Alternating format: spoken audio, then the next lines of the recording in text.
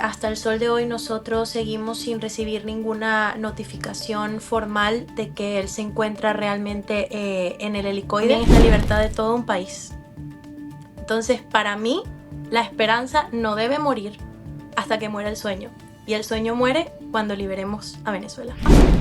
Nosotros estamos cumpliendo un régimen de visita al que no hemos podido visitar a mi papá realmente. Simplemente se le llama régimen de visitas porque nuestros familiares que están en Caracas se dirigen al helicoide y pues llevan medicinas, comida, ropa que ellos aseguran a vos, otra vez, que se lo están entregando. Hay días de días, hay días que no puedo ser yo quien dé, digamos, ese shot de motivación a la gente porque también lo vivo y lo vivo desde una manera un poco más personal porque es Sí. directamente, no es nada más mi país, es mi papá. Y Ujú. el que me conoce sabe lo que significa mi papá para mí, o sea, él es mi todo, Hoy literalmente. tenemos como invitada a María Andreina de Gracia, hija del exdiputado venezolano Américo de Gracia, una figura que ha dedicado su vida a la defensa de los derechos humanos y a la libertad en Venezuela. Américo de Gracia, reconocido por su incansable lucha en contra del régimen autoritario de Nicolás Maduro, actualmente se encuentra detenido en el helicoide en Caracas tras ser víctima de una desaparición forzada por parte del SEBIN. María Andreina ha tomado la tarea de alzar la voz por su padre y miles de venezolanos que hoy sufren persecución política en Venezuela, que son encarcelados simplemente por pensar distinto, por hacer política, por expresarse libremente y la privación de su libertad, por supuesto. Así que pues desde ya damos la bienvenida a María Andreina. Dime si me escuchas, ¿estás ahí, María Andreina? Sí, te escucho perfectamente, ¿me escuchas? Sí, un placer. Muchas gracias por acompañarme y por estar conmigo el día de hoy en este espacio. No, gracias a ti por el espacio, lo aprecio mucho, obviamente yo, pero también mi familia, porque cada vez que pasan los días se vuelve más difícil poder seguir siendo la voz de mi papá. Entonces aprecio mucho el espacio. Sí, no, y que además quiero decir que ya con Américo, con tu papá, yo tuve una aproximación hace años atrás, incluso antes de venirme, con la masacre de Tumeremo, porque fue tu papá el que empezó a denunciar esto de la masacre de Tumeremo, y pues por supuesto yo hice una investigación y pues al final pues resultó ser cierto todo lo que empezó como una denuncia y que al final se destapó toda una olla que al régimen no le convenía. Y realmente ha sido Américo de Gracia siempre allí luchando por los intereses del pueblo. Yo doy fe de eso, ¿no? Te lo digo como periodista, lo digo. Y pues ahora en estas circunstancias también quiero decir, de hecho fui uno de los primeros que estuve ahí atento y para ayudarte a difundir, cuando sacaste el primer video, uno de los primeros videos bueno, alzando la voz para pedir la liberación de tu padre por mi cuenta de Instagram y por mi cuenta de ex también, pues bueno, tratando de hacer una plataforma desde afuera, porque como siempre lo decimos, María Andreina, los que estamos afuera tenemos los que somos periodistas y los que no, porque los que son influencers también, de ser una plataforma para ayudar a difundir lo que está pasando adentro, porque adentro, si tú dices algo, te cae el SEBIN, te cae el DGCIM, te cae y te llevan preso, o sea, es una realidad. Entonces, Total. sobre esto, quiero que me cuentes cómo ha sido que me digas exactamente cuánto tiempo ya tiene tu padre secuestrado, porque realmente lo que hacen ellos es una desaparición forzada, secuestran y no se sabe de nadie, al tiempo que se sabe, pues obviamente la gente descubre, los familiares de los presos políticos que están en lugares de tortura. Cuéntame cuánto tiempo ha sido, cómo ha sido esta travesía para ti, cuánto tiempo ha pasado y cómo describes esta experiencia que están viviendo ustedes como familia. Claro, bueno, ya hoy son 55 días desde como dices tú, la desaparición forzada de mi papá.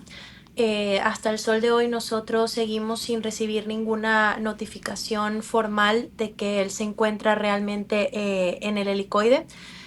Tampoco tenemos una documentación formal de los cargos que le están dando.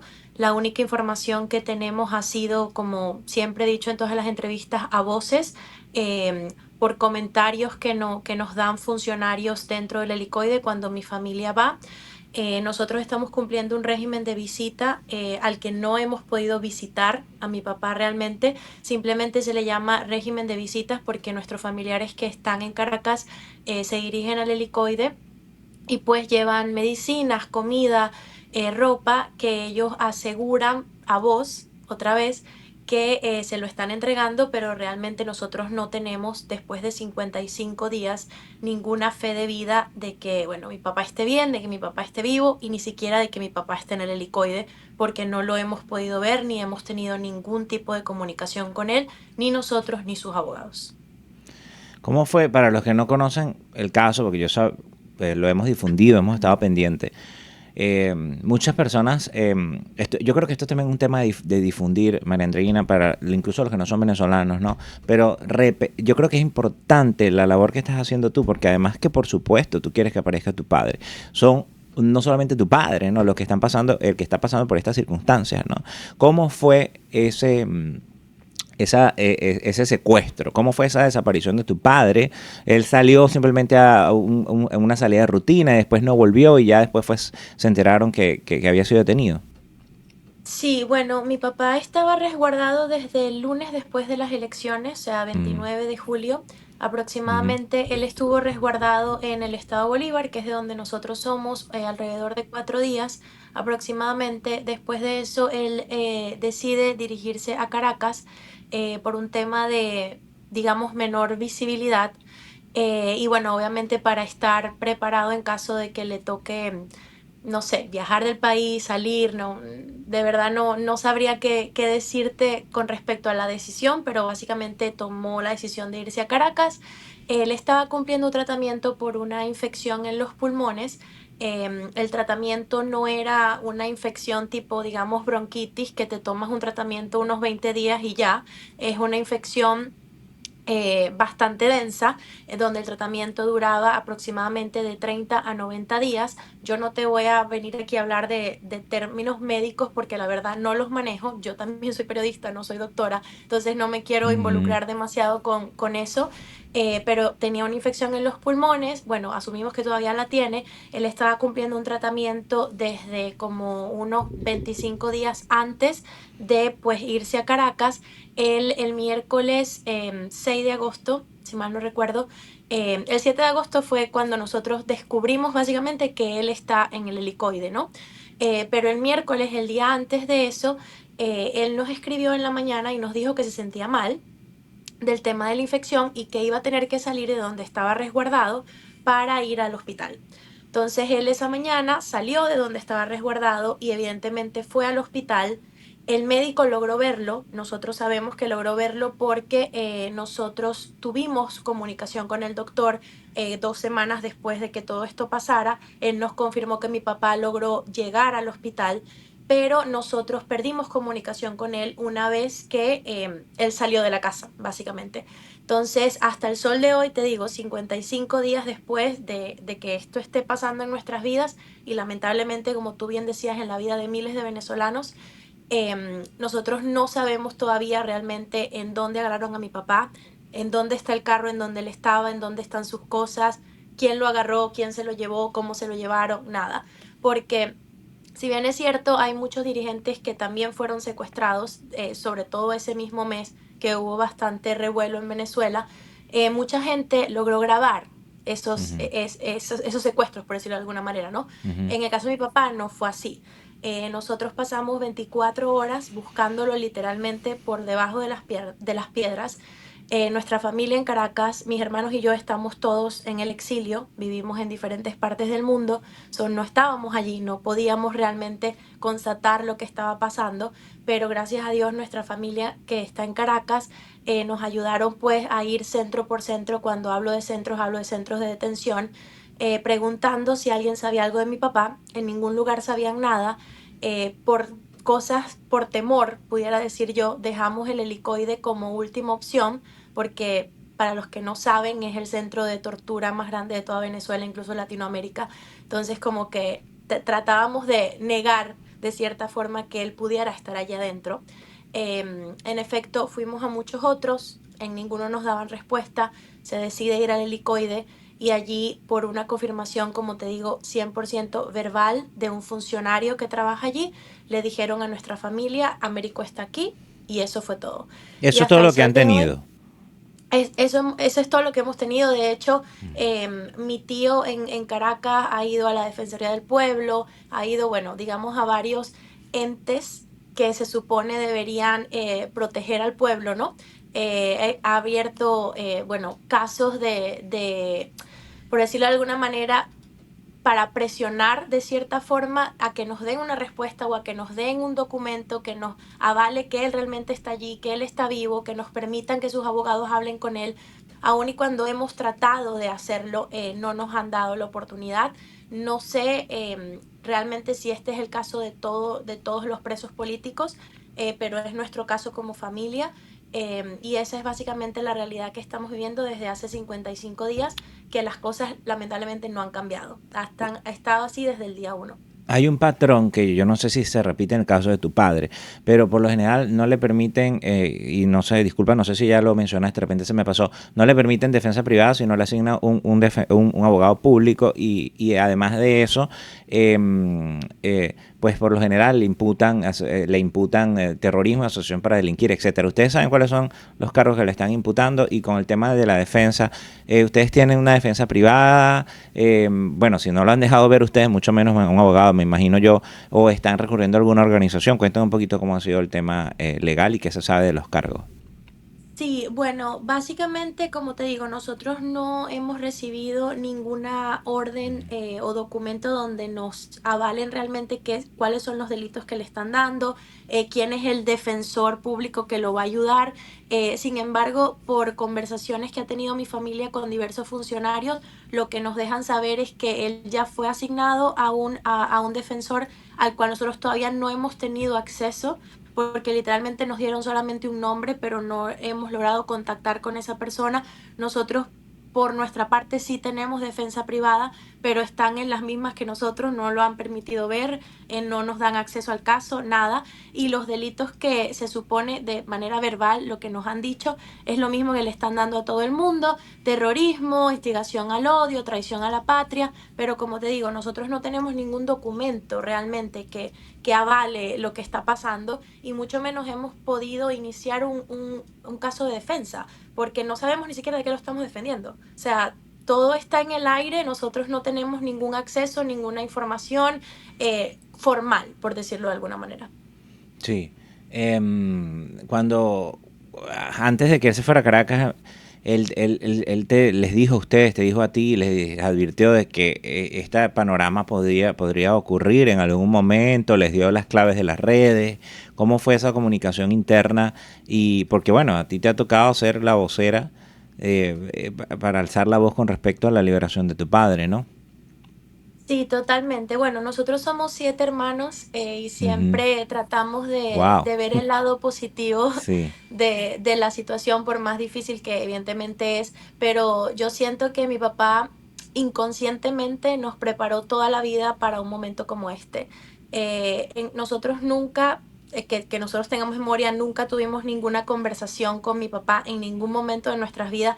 Esta persecución no es algo nuevo para nosotros. Yo Ujú, nací hace 30 años, mi papá era alcalde de Upata, o sea, esto ujú. no es nada nuevo. Obviamente es nuevo las circunstancias que estamos viviendo, que él esté preso en el centro de tortura más grande de todo el país, eso es nuevo, pero la persecución hacia mi papá no es algo nuevo. Nosotros hemos tenido que lidiar con eso desafortunadamente durante todas nuestras vidas, y esa es la razón por la cual nosotros estamos exiliados. Yo personalmente fui agredida por los militares en Venezuela en el 2014. O sea, te digo, no es algo nuevo, y por eso hoy nos preparó inconscientemente para este momento. Te decía también, yo soy periodista, 2 de mis hermanos son abogados, mi Ujú. otro hermano es ingeniero. Entonces siento que cuando todo esto pasó, cada quien agarró, digamos, su rol o su papel en automático. Esto no fue un plan, aquí nadie planeó nada, esto se dio natural porque tenemos un objetivo y es que mi papá salga de allí. Entonces no hemos parado en 55 días de ser su voz, no nada más yo con los medios de comunicación. Hoy mi hermana, que vive en Italia en el exilio también, estuvo en el Congreso en Roma por segunda semana consecutiva, también siendo la voz de mi papá. Mi hermano, que está acá en Estados Unidos también exiliado, está ahorita viajando a Washington para hacer su voz también en el Congreso de acá. Entonces es algo que no es algo mío, es algo nuestro como familia, que somos la voz de él y lo vamos a seguir siendo los días que sean necesarios. No es un plan, porque evidentemente, ¿quién puede estar preparado para un momento como este? Sin embargo, yo siento que la fortaleza que nos ha sabido transmitir mi papá durante todos estos años y la valentía que él representa para nosotros y para un país entero que está con él en este momento, siento que esa es nuestra guía y es nuestra esperanza de que vamos a hacer todo lo que está en nuestras manos para que él esté en libertad y que se haga justicia, no solo por mi papá, sino por todos los presos políticos, por todos los desaparecidos, por todas esas mamás que no tienen este espacio hoy, que no pueden Ujú. ser la voz de sus hijos, y por toda Venezuela que hoy grita libertad. Sí, totalmente. Y por cierto, tu hermano viene para acá, para Washington, D.C., y totalmente a la orden de este espacio también, para seguir alzando la voz, lo sabes, ¿no? Esto es una tribuna de irreverencia y rebeldía ante la dictadura, siempre lo digo, porque el periodismo es irreverente en esencia y es antipoder, y yo siempre te lo digo a diario en este espacio, y aprovecho que también eres periodista porque es parte de la esencia, ¿no? Y es como que no hay periodismo sin democracia, y no hay periodismo libre sin democracia, y no hay democracia sin periodismo libre. Y fíjate, tú naciste hace 30 años, ya tu papá era político, estás ejerciendo un cargo público. Y bueno, 30 años después, fíjate tú, porque 30 años no había llegado la dictadura todavía. En 30 años, tiene un cuarto de siglo la dictadura, ¿no? De esos 30 a 25, imagínate tú, lo has vivido en dictadura, ¿no? Y para muchas generaciones es así también, ¿no? Y quiero Así es. preguntarte sobre eso, sobre el tema de la difusión, alzar la voz, los medios, canales. Ahora, por supuesto, las redes sociales se han convertido en un aliado indiscutible de la lucha por la causa, por la democracia, ¿no? ¿Cómo has sentido ese apoyo? ¿Cómo ha sido ese proceso para ti? Por ejemplo, ¿qué rol crees tú que tienen los venezolanos en el exilio, en el apoyo, en la difusión, por ejemplo, de estos casos, que no se olviden? Porque yo creo que, y esto lo han repetido mucho, ¿no? El peor castigo para un preso político es que lo olviden, ¿no? Así es, totalmente. Bueno, con respecto a las redes sociales, totalmente la mejor herramienta a la cual nos hemos podido aliar en el buen sentido en un momento como este, ¿no? Ujú. Obviamente todo en la vida tiene pros y contras, tratemos de quedarnos con lo bueno, pero las redes han sido fundamental, sobre todo porque yo personalmente ayudo a mi papá con el tema de redes, lo he hecho desde siempre, es algo que me gusta, que me apasiona, que no me Claro. pesa. Entonces, por eso tengo acceso a sus redes sociales. Entonces, eso es una ventaja, obviamente, que no todo el mundo tiene. El tema de la difusión en medios de comunicación, el primer mes fue sumamente abrumador, en el buen sentido también. Yo no paraba de tener entrevistas. Me acuerdo que hubo un día, el martes de la semana posterior a que él lo agarran, yo empecé a dar entrevistas a las 2:30 de la mañana y paré de dar entrevistas a las 10:30 de la noche, con España, con Colombia, con Italia, con Estados Unidos. Te digo, fue abrumador, han sido días muy duros de muy poco descanso, de tener que continuar con tu vida, porque obviamente tienes que seguir trabajando, tienes que seguir como si nada está pasando, aunque tú mente mal, ¿no? Por decirlo de alguna manera. Ujú. Entonces, han sido momentos muy duros, pero al mismo tiempo siento que el apoyo de la gente nos reconforta un montón, y saber que dentro de todo no estamos solos, porque hay muchas personas que nos respaldan, y espacios como este, que obviamente te lo agradezco nuevamente, nos permiten seguir siendo su voz. Obviamente, ese primer mes tuvimos muchísimo más acceso a representar a mi papá de una manera más pública. En mi caso, sin embargo, los últimos 20 días, 25 días han estado un poco más lentos con tema de medios, porque obviamente pasan muchas cosas Sí, claro. diariamente, ¿no? A nivel Ujú. mundial, que ciertas otras se van, digamos, opacando. No deja de ser importante, pero lo entiendo como periodista. Obviamente como hija, pasando por una situación así es un poquito más complicado de entender, pero bueno, al final no es un deber, es una oportunidad que ustedes nos prestan. Sin embargo, hemos también tenido la oportunidad de abrir muchas otras puertas, eh, de invertir tiempo también en otros panoramas, como te decía, por ejemplo, el tema del Congreso en Italia el día de hoy, de mi hermano en Washington esta semana también. Entonces, como que, bueno, nosotros seguimos trabajando. Lamentablemente, este es un trabajo de hormiguita. Bien quisiéramos que pudiera ser más rápido, que pudiéramos saber cuándo realmente va a pasar lo que todos deseamos, ¿no? La libertad, no solo de mi papá, sino del país en general. Sí. Pero nada, nosotros siempre tratando de apoyarnos unos con los otros. Como te digo, es un momento donde hay mucha incertidumbre, mucho dolor, mucho miedo también. Yo he recibido mensajes pues de gente anónima que me ha dicho que debería callarme, que debería parar, que mi papá puede estar en peligro porque yo esté denunciando. Sin Ujú. embargo, yo sé el poder que tiene y que representa alzar la voz. Y lo sé porque es una herencia de mi padre. Mi papá, Sí. aún con amenazas, con miedo, él siempre ha decidido alzar su voz. Y esto Y es la, lo que él merece. y la presión que ejerce públicamente, internacionalmente, no solo a través de los medios, sino organizaciones, la comunidad internacional. eh, y tú como hija, le decía como periodista, entiendes lo del ciclo noticioso, pero como hija creo que has hecho una labor extraordinaria allí al tratar de mantener vivo el tema y no olvidarlo. Y yo creo que es labor de todos los ciudadanos también hacer que esto no se olvide y ponerlo sobre la palestra y no olvidar nuestros presos políticos, porque al final de cuentas es la lucha de, no solo la lucha de tu papá, la tuya, la de tu familia, sino de todos los venezolanos, o de los familiares de los presos políticos, sino de todos los venezolanos. En estos momentos, María Corina Machado ha dicho que la dictadura está apostando una estrategia de desmoralización. Y desmoralizar significa agachar la cabeza y decir, no puedo más, no sigo la lucha, me doy por vencido, por vencida, ¿no? En estos momentos, ¿cómo tú asocias tu lucha personal del caso de tu padre con la lucha del país? Porque habrá gente que dice en estos momentos, siento que ya no puedo más, pero realmente estas son circunstancias tan distintas a otras que hemos tenido. El apoyo de la comunidad internacional, se demostró que hubo un fraude por primera vez en la historia, no hubo otro candidato de la democracia, de la fuerza de la democracia, que haya demostrado que hubo fraude. Se demostró el apoyo abrumador de la comunidad internacional, bueno, los pronunciamientos, ONU, OEA, Centro Carter, Unión Europea, Estados Unidos, etcétera, ¿no? Y al mismo tiempo es un reflejo esa resiliencia, ¿no?, que deben tener, en este caso, tú como hija de un preso político, ¿no? ¿Qué le dices? ¿Qué le dices tú a, a la gente que nos está viendo con respecto a este tema de, ¿sabes?, mantener la moral alta? Tú que estás viviéndolo ahí en carne propia, que es tu papá quien está ahí encarcelado, ¿no?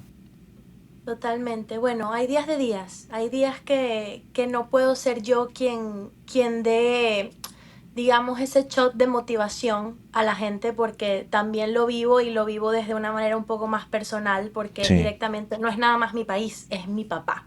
Y Ujú. el que me conoce sabe lo que significa mi papá para mí. O sea, él es mi todo, literalmente. Entonces, obviamente hay días de días, hay días en donde agradezco un montón tener a mis hermanos, así no sea físicamente conmigo, pero cuando yo estoy decaída, hay otro que me levanta, cuando ese otro está decaído, yo lo levanto a él y así vamos. Entonces, yo siento que más allá de mantener la fe intacta, porque obviamente eso sería vivir en un mundo de fantasías en donde, ay, bueno, sí, creamos en que todos vamos a salir, sí, eso es lo ideal, pero hay días en donde no podemos mantener la fe intacta, ¿no? Entonces, rodearte de gente que cuando tú te sientas cabizbajo, te apoye y te haga ver la luz, por más difícil que sea. Yo siento que eso es fundamental.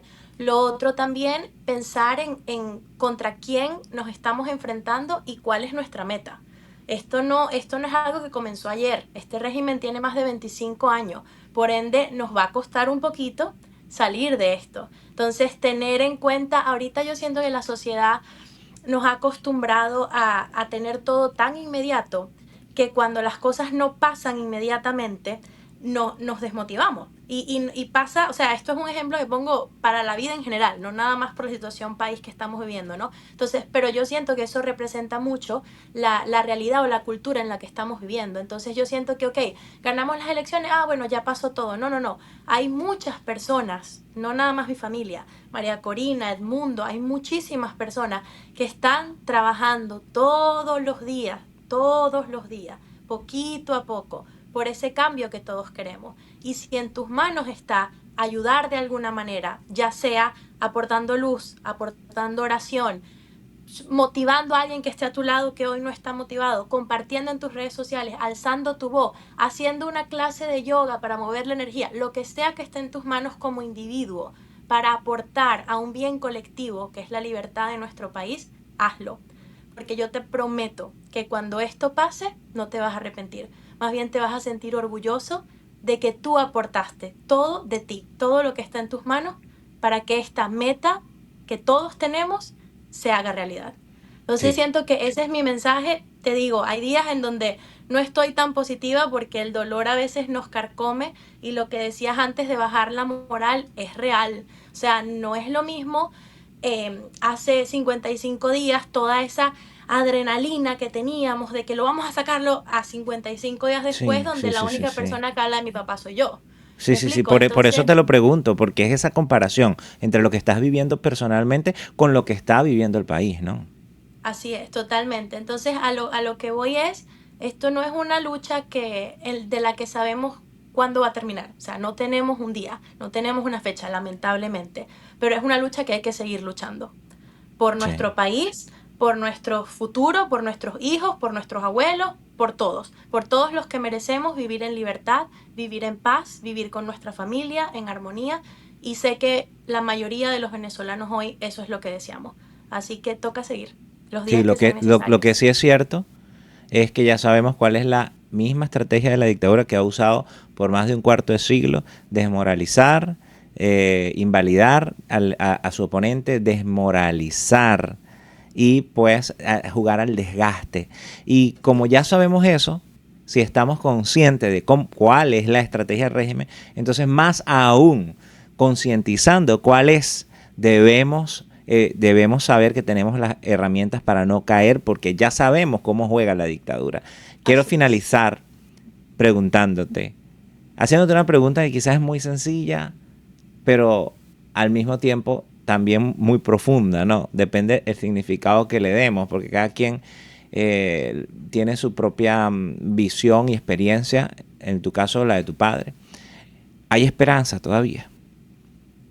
La esperanza es lo último que se pierde. Yo, mientras tenga algo por lo que despertar todos los días, voy a tener esperanza. Hoy mi lucha es mi papá, pero también es la libertad de todo un país. Entonces, para mí, la esperanza no debe morir hasta que muera el sueño. Y el sueño muere cuando liberemos a Venezuela. Bien.